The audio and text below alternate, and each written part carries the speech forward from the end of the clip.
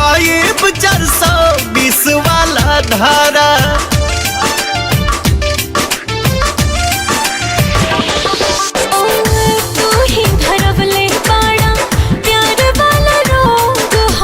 Live हथ कड़ी तो हर बिगड़ल संजोग हो। काहे डरेला तू हमरा से मेल में?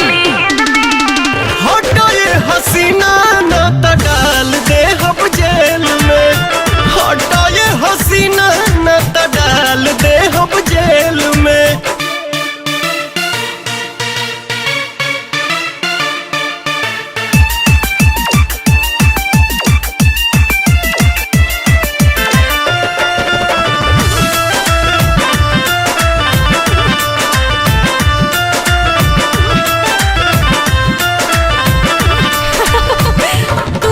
जवान हमरो डेंजर जवानी। आग न लगावा तू सटके रानी।